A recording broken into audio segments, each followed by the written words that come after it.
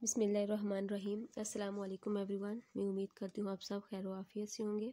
आज की वीडियो में हम रेनेसांस पीरियड को डिस्कस करेंगे और ये हिस्ट्री ऑफ इंग्लिश लिटरेचर की सीरीज़ का ये मेरा 5th लेक्चर है। अगर आपने मेरे फर्स्ट 4 लेक्चर नहीं देखे तो वो भी लाजमी देखें और इंग्लिश ग्रामर के टॉपिक्स को भी मैं साथ साथ कवर करती जा रही हूँ, तो वो वीडियो भी लाजमी देखें। आज हम द रेनेसांस पीरियड को डिस्कस करेंगे और वीडियो स्टार्ट करने से पहले आपसे एक रिक्वेस्ट है कि अगर आप मेरे चैनल पे नए हैं तो मेरे चैनल को सब्सक्राइब करें और बेल के आइकन को प्रेस करें ताकि आपको मेरी हर नई आने वाली वीडियो का नोटिफिकेशन मिल सके। अब रेनेसांस पीरियड का टाइम स्पेन 1500 टू 1660 AD है। नेक्स्ट हम देखेंगे रेनेसांस पीरियड की जो डिवीज़न है वो क्या है। रेनेसांस पीरियड को 5 फर्दर जो है वो पीरियड्स में डिवाइड किया गया। फर्स्ट हमारे पास है एलिज़ाबेथन एज जो कि 1558 से 1603 जिसका ड्यूरेशन है। दूसरे नंबर पे हमारे पास शेक्सपियरियन एज है जिसका ड्यूरेशन 1564 टू 1660 है। और तीसरे नंबर पे हमारे पास जैकबन एज है जिसका ड्यूरेशन 1603 टू 1625 है। और फोर्थ नंबर पे हमारे पास कैरोलाइन एज है जिसका ड्यूरेशन 1625 टू 1649 है। और कॉमनवेल्थ एज 5th नंबर पे आती है जिसको प्यूरिटन एज भी कहा जाता है जिसका ड्यूरेशन 1649 टू 1660 है। अब इसको एलिज़ाबेथन एज क्यों कहा जाता है, क्योंकि इस टाइम एलिज़ाबेथ वन जो थी वो क्वीन थी और वो एजुकेशन को, नॉलेज को, रेनेसांस मूवमेंट को, ह्यूमनिज़म मूवमेंट को उसने बहुत ज़्यादा डेवलप किया था, उसके हक़ में थी। ठीक है, तो उसका जो ड्यूरेशन है जब वो पैदा हुई और उसके डेथ तक का ड्यूरेशन एलिज़ाबेथन एज कहलाता है। और शेक्सपियरियन एज इसलिए इसको कहा जाता है कि शेक्सपियर लिटरेचर का बहुत इम्पॉर्टेंट एक फिगर था। उसने कॉमेडीज़ लिखी, ड्रामास लिखे, ठीक है, एज अ पोइट के तौर पे भी काम किया, थिएटर का ऑनर भी था और उसने एक एक्टर के तौर पे भी काफ़ी प्लेज में परफॉर्म किया है। तो जितने भी इसका हमें लिटरेरी वर्क्स मिलता है वो बहुत ही कमाल का था, जिसकी वजह से इसको शेक्सपियरियन एज कहा जाता है जिसका ड्यूरेशन 1564 टू 1616 है। ठीक है, मतलब इसकी बर्थ से इसकी डेथ तक का जो टाइम है वो शेक्सपियरियन एज कहलाता है। दूसरे नंबर पे हमारे पास जैकबन एज है। जैकबन एज, इसको जैकबन इसलिए कहता है क्योंकि जेम्स वन किंग था और वो अपनी मर्ज़ी का लिटरेचर लिखवा रहा था। ठीक है, और वो जो है वो उसका ड्यूरेशन 1603 टू 1625 है। मतलब ये किंग बना था 1603 में और 1625 में किंगशिप इससे वापस ले ली गई थी। फोर्थ नंबर पे हमारे पास कैरोलाइन एज है और कैरोलाइन एज में चार्ल्स वन किंग था और वो भी अपनी मर्ज़ी का मालिक था। जितने भी लिटरेचर में या फिर ओवरऑल जितनी हम इंग्लैंड में चीज़ें नज़र आती हैं वो इसी की मर्ज़ी से हो रही थी और इसका ड्यूरेशन 1625 टू 1649 है। अब अगर हम देखें 5th नंबर पे तो कॉमनवेल्थ एज है और जिसको प्यूरिटन एज भी कहा जाता है। अब इसको कॉमनवेल्थ एज क्यों कहा जाता है, क्योंकि यहाँ पे अब हुकूमत किसी भी किंग या क्वीन के पास नहीं थी, बल्कि क्या हुआ था कि यहाँ पे अब इंग्लैंड में पार्लियामेंट बन गई थी और जो ओलिवर क्रॉमवेल था वो उसका प्रेसिडेंट बन गया था। तो इसलिए यहाँ पे अब पार्लियामेंटेरियन सिस्टम जो है वो इंग्लैंड में बन गया था, इसलिए इसको कॉमनवेल्थ एज कहा जाता है। और प्यूरिटन एज इसलिए इसको कहा जाता है क्योंकि यहाँ पे प्यूरिटनिज्म की एक मूवमेंट जो कि एक रिलीजियस मूवमेंट थी उसका आगाज़ हो चुका था, तो इसलिए इसको प्यूरिटन एज कहा जाता है जिसका ड्यूरेशन 1649 टू 1660 है।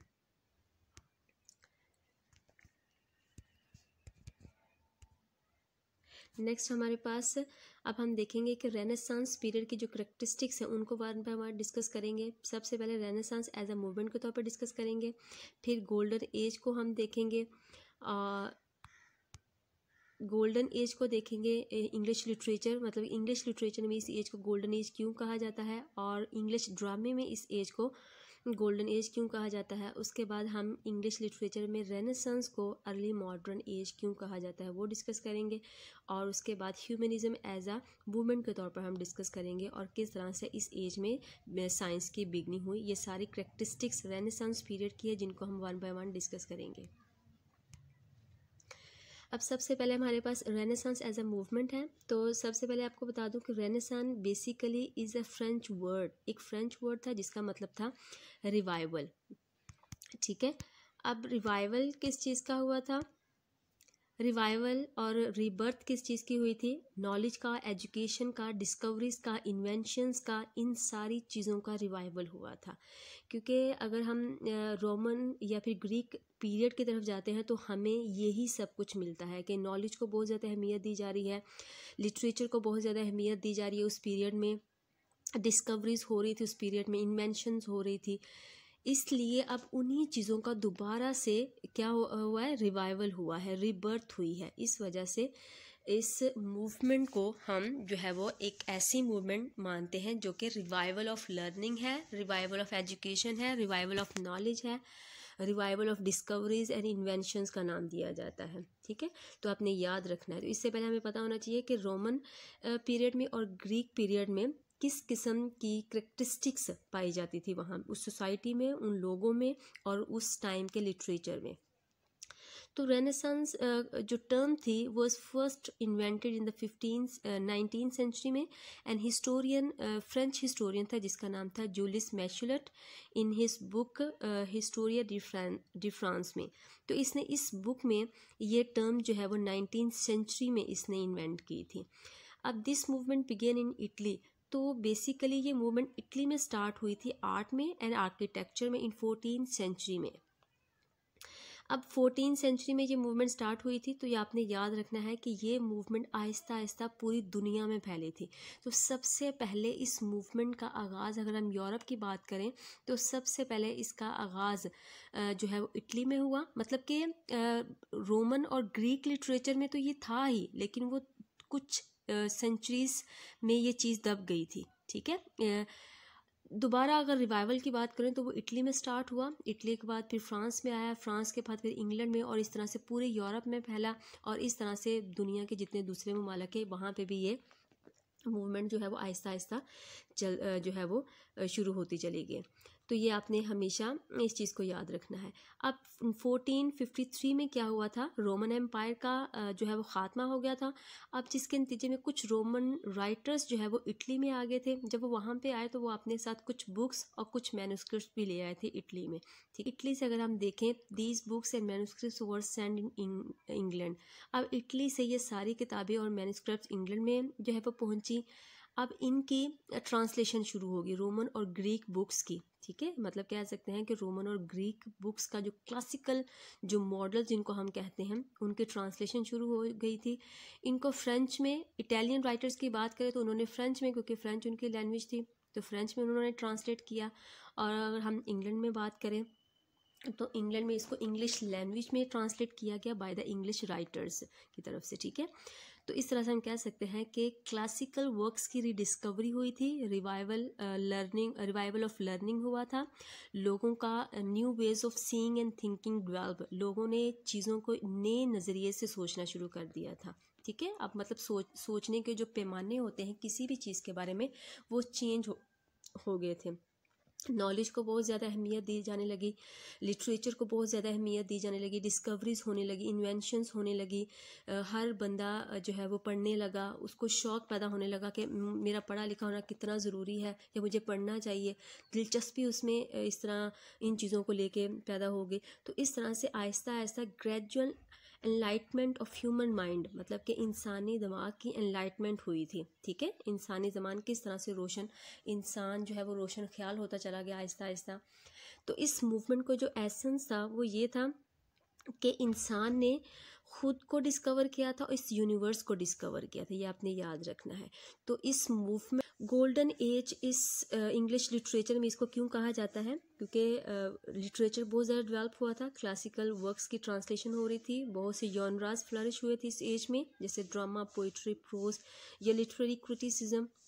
रेनेसां राइटर्स की बात करें तो वो लिख रहे थे और बग़ैर किसी रूल्स रेगुलेशंस को फॉलो करते हुए लिख रहे थे, और वो रूल रेगुलेशन जो ट्रेडिशनल थे, जो इनको एंग्लो सैक्सन्स पीरियड में या एंग्लो नॉर्मन पीरियड में इनको जो है वो इन इंग्लिश राइटर्स को या इनसे पहले इंग्लिश राइटर्स को फॉलो करने पड़ते थे। लेकिन यहाँ पे वो अपनी थाट्स का और अपने इमोशंस का जो है वो खुल के इजहार कर रहे थे। तो this freedom of writing help them in writing phenomenal works. जब इनको इस राइटिंग की फ्रीडम मिली तो जो वर्क्स उस नतीजे में आए वो फिनोमिनल वर्क्स थे, बहुत अच्छे अच्छे वर्क्स जो है वो जिन्हें यूनिवर्सल वर्क्स कहा जाता है वो थे। तो प्रिंटिंग प्रेस ने इस चीज़ में बहुत ज़्यादा अहम किरदार अदा किया इंग्लिश लिटरेचर में, और क्योंकि बुक्स प्रिंट होना शुरू हो गई थी, बुक्स जो है वो पब्लिश होना शुरू हो गई थी, लोगों तक बुक्स पहुंचना शुरू हो गई थी, लोगों ने पढ़ना शुरू कर दिया था, नॉलेज हासिल करना शुरू कर दिया था, एजुकेशन में दिलचस्पी लेनी शुरू कर दी थी। तो इस वजह से लिटरेचर की ये एज गोल्डन एज कहलाती है। नेक्स्ट हमारे पास है इंग्लिश ड्रामा की अगर हम बात करें तो वो इस एज में बहुत ज़्यादा फ्लरिश हुआ था, और इस एज को golden age of English drama भी कहा जाता है, क्योंकि आपको ड्रामे का, इंग्लिश ड्रामे को जो राइज है वो इसी एज में मिलता है। क्वीन एलिज़ाबेथ की बात करें तो क्वीन एलिज़ाबेथ का मैंने आपको पहले भी बताया है कि वो जब क्वीन बनी तो उसने इंग्लिश लिटरेचर की बात करें, थिएटर की बात करें, या फिर अगर हम ओवरऑल इंग्लैंड की प्रोग्रेस की बात करें तो उसने बहुत ज़्यादा, जिसे कहते हैं ना, लोगों को सपोर्ट किया। एक्चुअल में वो अपने मुल्क में पीस चाहती थी, अमन चाहती थी, तो इसलिए उसने जो पॉलिटिकल और सोशल या फिर रिलीजियस स्टेबिलिटी जो है वो कायम करने की बहुत कोशिश की थी। तो अब उसके बाद हम बात करेंगे कि इसने क्या किया। क्वीन एलिज़ाबेथ ने बहुत ज़्यादा डेवलपमेंट में रोल अदा किया, इंग्लिश ड्रामे की डेवलपमेंट में, प्रोफेशनल थिएटर्स बनाए। लोगों ने अब क्या किया कि अब वो लिख रहे थे, अब उनका वही लिखना, ठीक है, प्लेज लिखे जा रहे थे, ड्रामे लिखे जा रहे, पोइट्री लिखे जा रही थी, उनको पता था कि ये ड्रामाज जो थे स्टेज पे परफॉर्म होंगे, वो इसको अपना रोजी रोटी का ज़रिया बना लिया था। तो इस तरह से बहुत ज़्यादा डेवलपमेंट हुई थी इंग्लिश लिटरेचर की, या फिर हम ड्रामा की डेवलपमेंट की बात करें। अब ड्रामा इस पीरियड में ना सिर्फ मोरालिटी सिखा रहा था बल्कि लोगों की लाइफ को भी पोर्ट्रे कर रहा था, और हर ड्रामा एक जो है वो एक प्रॉब्लम को एड्रेस करता था। Drama can be form full of sadness से भरा ड्रामा भी हो सकता है जिसको हम ट्रेजेडी कहते हैं, and can be full of happiness जिसको हम कॉमेडी कहते हैं। तो ड्रामा किसी भी किस्म का हो सकता है, किसी भी हमारे स्ट्रॉन्ग इमोशंस पे बेस वो कर सकता है। अब ड्रामाटिस्ट जो थे वो मेन क्लासिकल ड्रामे के जो मेन फीचर्स हैं उनको फॉलो कर रहे थे। वो क्या था? 3 यूनिटीज़। 3 यूनिटीज़ क्या है? Unity of time, unity of place and unity of action, उनको फॉलो कर रहे थे, और कोरस को फॉलो कर रहे थे, ठीक है। अब अगर हम शेक्सपियर की बात करें तो शेक्सपियर इस एज का सेंटर था। एक तो वो थिएटर ऑनर का थिएटर था, राइटर था, और उसने बहुत से प्लेस में एज एन एक्टर के तौर पे भी परफॉर्म किया था। तो वो इस एज का सबसे इम्पॉर्टेंट लिटरेरी फिगर था। यूनिवर्सिटी विट्स की बात करें तो University Wits was a group of scholars का ग्रुप था जो कि कैम्ब्रिज और ऑक्सफोर्ड यूनिवर्सिटी से पढ़े लिखे लोग थे, और वो जो है वो उन्होंने बड़े ग्रेटेस्ट ड्रामास लिखे थे। उन्होंने क्रिस्टोफर मार्लो उनमें सबसे मोस्ट इम्पॉर्टेंट था, ठीक है। तो ये आपने याद रखना है कि इंग्लिश ड्रामे को इस एज में, मतलब गोल्डन एज क्यों कहा जाता है इंग्लिश ड्रामे की, अगर हम बात करें तो। नेक्स्ट हमारे पास है early modern age in English literature. तो आपने समझना है कि एंशियन जो टाइम था, जिसको हम ग्रीक टाइम या जिसको हम रोमन टाइम कहते हैं, 5th सेंचुरी से पहले, वो उसकी करेक्टरिस्टिक्स क्या थी, किस किस्म का लिटरेचर लिखा जा रहा था, और वहाँ पे जो है वो टॉपिक्स लिटरेचर के क्या थे, लोग किस तरह का लिटरेचर लिख रहे थे, पसंद कर रहे थे। तो अब आपने याद रखना है कि यहाँ पे ह्यूमनिज़्म जो रेनेसांस हमें इस एज में मिलता है, ठीक है, वो बेसिकली क्या है, इसी चीज़ का रिवाइवल था, इसी एज का रिवाइवल हमें इसमें मिलता है। अब इस एंशियन पीरियड जिसको क्लासिकल टाइम कहा जाता है, और ये रोमन और ग्रीक लिटरेचर इस टाइम डेवलप हुआ था। ह्यूमनिज़्म उनका टॉपिक हुआ करता था, लोगों के बारे में वो लिखते थे, लोगों के इमोशंस के बारे में, फीलिंग्स के बारे में, उनके थॉट्स के बारे में, उनके एक्सपीरियंस के बारे में। तो ये टोटली ह्यूमन बीइंग्स के अराउंड उनके टॉपिक्स हुआ करते थे, ट्रू टू लाइफ हुआ करते थे। उनके करेक्टर्स बहुत डेवलप थे। रियलिज़म आपको मिलेगा, ठीक है, आइडियलिज़म आपको मिलेगा, इंडिविजुअलिज़म आपको मिलेगा। ये सारी चीज़ों आपको एंशियंट टाइम के लिटरेचर में मिलती हैं। और अगर हम मिडिवल पीरियड की बात करें जिसको डार्क एज भी कहा जाता है, तो ये क्या है, वॉर से भरी हुई थी। यहाँ पे वॉर्स हुई थी। वॉर सबसे पहले अगर हम 100 ईयर्स वॉर की बात करें तो 1337 to 1453 में हुई थी, जो कि इंग्लैंड और फ्रांस के दरमियान में हुई थी। दूसरी जंग की बात करें तो वो वॉर ऑफ रोज़ीज़ है between English Kings for crown. Crown के लिए इंग्लिश किंग्स के दरमियान में ये जंग हुई थी। उसके बाद यहाँ पे प्लेग मतलब एक बीमारी थी और उसकी वजह से बहुत से लोगों की डेथ हुई थी। पॉलिटिकल एंड सोशल अनरेस्ट था, मतलब कि सियासी और मुआशी और मजहबी भी अगर हम देखें तो बहुत सी बेचैनी आपको यहाँ पे मिलती है, क्योंकि सारी की सारी पावर जो थी वो चर्च और रॉयल के पास थी, और यही दोनों खुद को जो है वो खुदा के ज़्यादा नज़दीक समझते थे। तो जो फैसले ये करते थे लोगों को उन फैसलों को तस्लीम करना पड़ता था। तो क्या हुआ यहाँ पे चर्च का क्रिश्चियनिटी का बोलबाला हो गया।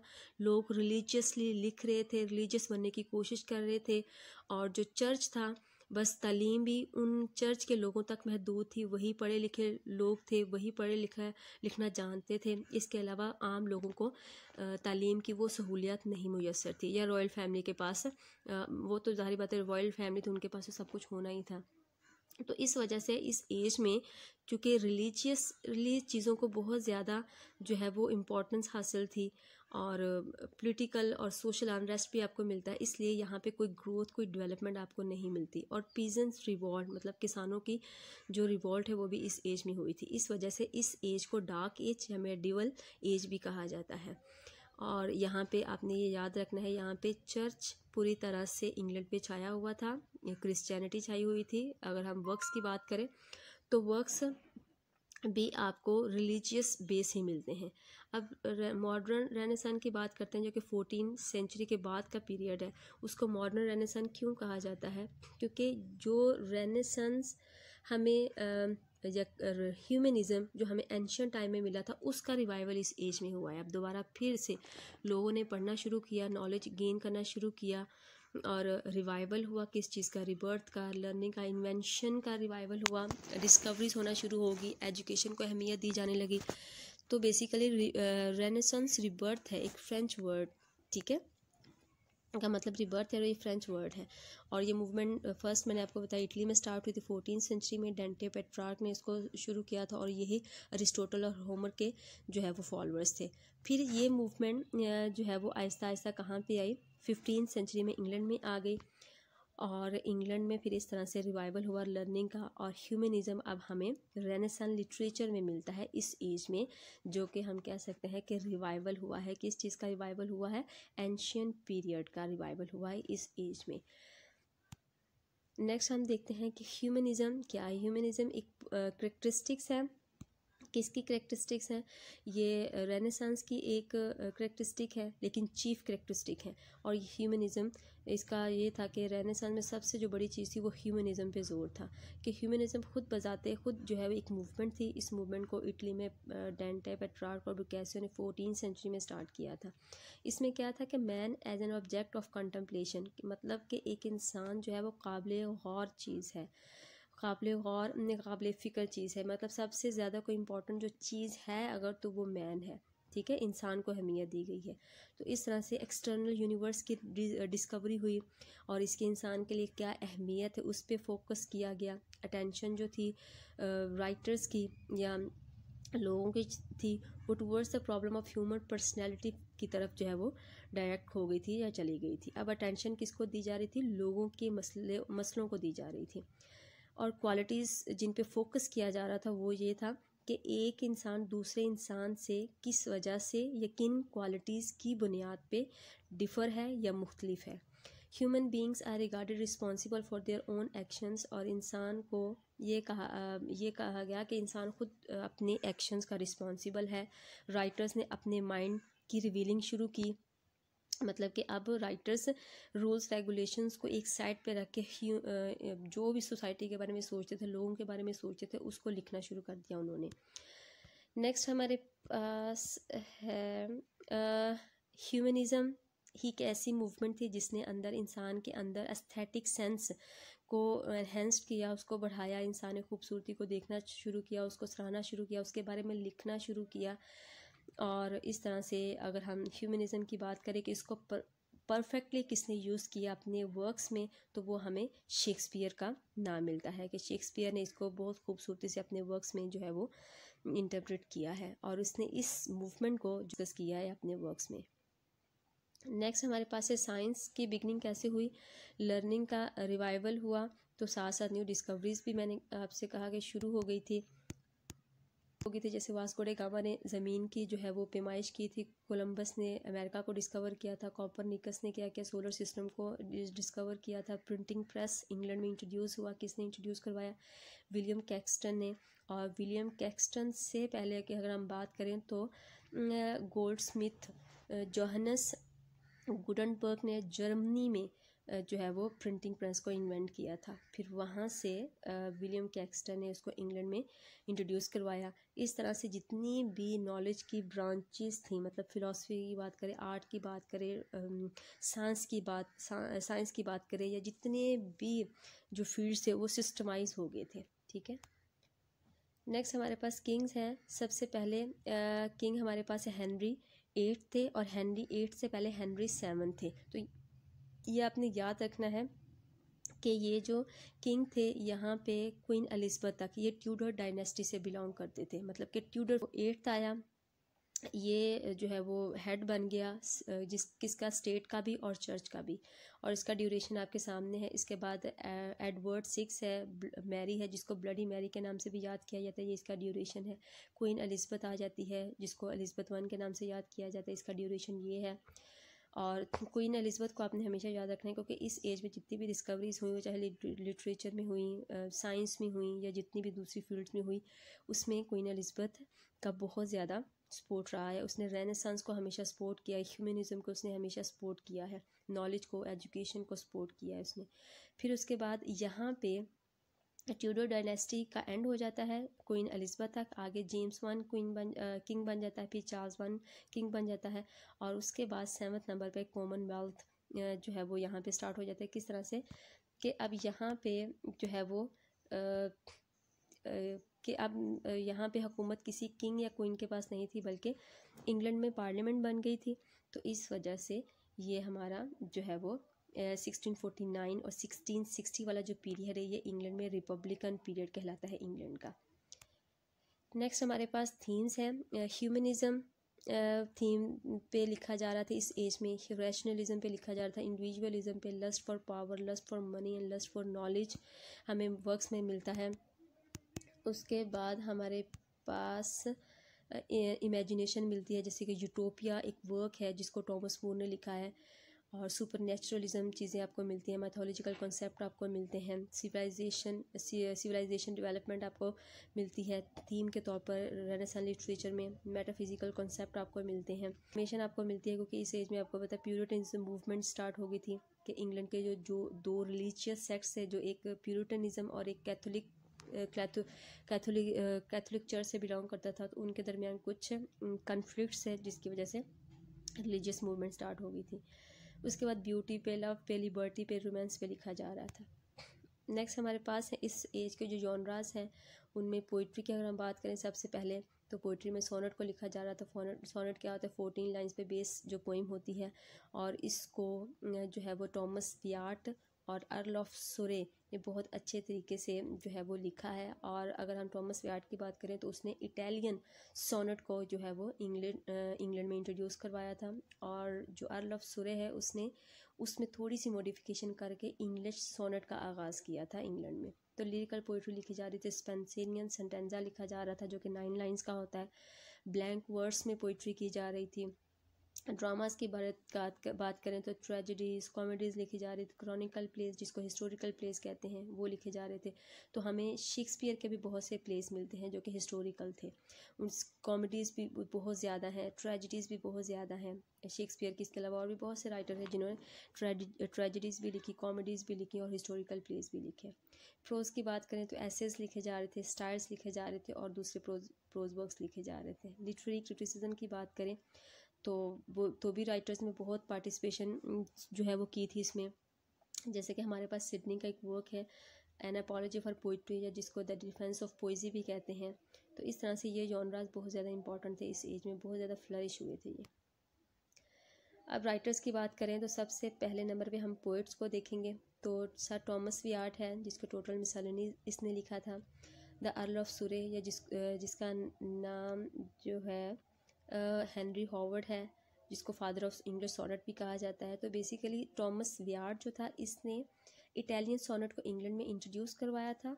और जो अर्ल ऑफ सुरे है उसने क्या किया था, उसने इंग्लिश सोनेट को जो है वो यहाँ पे इंग्लिश सोनेट में लिखना शुरू कर दिया था। ठीक है, तो कह सकते हैं इंग्लिश सोनेट का आगाज़ इसने किया था, इसलिए इसको फादर ऑफ इंग्लिश सोनेट कहा जाता है। तो हम इन दोनों को भी कह सकते हैं, थॉमस व्याट और अर्ल ऑफ सुरे को, the fathers of English sonnet. अब थॉमस सेकविल जो था ये भी पोएट था, इसने मिरर फॉर मैजिस्ट्रेट जो है वो वर्क लिखा। सर फिलिप सिडनी की अगर हम बात करें तो पोइट्रिकल वर्क्स जो इसके हैं वो है आर्केडिया, एस्ट्रोफल एंड स्टेला है इंपॉर्टेंट। एडमंड स्पेंसर है द फेरी क्वीन, इसकी बहुत ज़्यादा इंपॉर्टेंट जो है वो एलेगोरिकल पोएम है। और ड्रामाटिस्ट की बात करें तो जॉन लिली है, एंडीमियन, और भी बहुत से उसके ड्रामाज हैं लेकिन ये एंडीमियन सबसे इंपॉर्टेंट है। जॉर्ज पिल की बात करें तो arrangement of Paris, the Old Wives Tale है। टॉमस किड की बात करें तो स्पेनिश ट्रेजेडी इसने जो है वो लिखी थी। सो नेक्स्ट हमारे पास रॉबर्ट ग्रीन है, जिसने काफ़ी प्लेस लिखे हैं। और उसके बाद क्रिस्टोफर मार्लो है। क्रिस्टोफर मार्लो भी बहुत ज़्यादा फेमस लिटरेरी फिगर था, इसकी ट्रेजेडीज़ और इसके हिस्टोरिकल प्लेस फेमस थे। फिर 6 नंबर पर टॉमस नैश है, 7 नंबर पर विलियम शेक्सपियर है। विलियम शेक्सपियर की जितनी भी ट्रेजेडीज़ हैं या कॉमेडीज़ हैं वो बहुत ज़्यादा फेमस हैं, और किसी भी एग्ज़ाम के हवाले से उसमें से बहुत से क्वेश्चंस पूछे जाते हैं इन ट्रेजेडीज़ और कॉमेडीज़ में से। और इसके अलावा जो विलियम शेक्सपियर वो एक पोएट भी था, और इसने 154 सोनेट्स लिखे हैं, ये भी आपने याद रखना है। सो नेक्स्ट हमारे पास जो है बेन जॉनसन कॉमेडी राइटर है। Every man in his humour इसका फेमस है। वॉलपॉन इसका फेमस प्ले है। इसके बाद 7th टॉमस मिडल्टन से लेके 11 तक ये सारे ड्रामाटिस्ट थे इस एज के, और इन्होंने भी ड्रामे की डेवलपमेंट में काफ़ी काम किया है। तो इनके नेम आपने याद रखना है एग्ज़ाम के हवाले से, बस वही इंपॉर्टेंट होते हैं। अगर हम प्रोज राइटर्स की बात करें तो सबसे पहले नंबर पर हमारे पास फ्रांसिस बेकन आ जाता है, जिसने एसेज लिखे हैं और बहुत कमाल के एसेज लिखे हैं। सर टॉमस मूर है, जिसका यूटोपिया बहुत फेमस है, इमेजिनरी एक वर्क है। और उसके बाद है Sir Philip Sidney, Apology for Poetry इसने लिखा था। जॉन लिली, इफ्यूज़ इसका बहुत ज़्यादा फेमस है। और टॉमस मैलरी है, मॉर्टे डी आर्थर इसने लिखा है।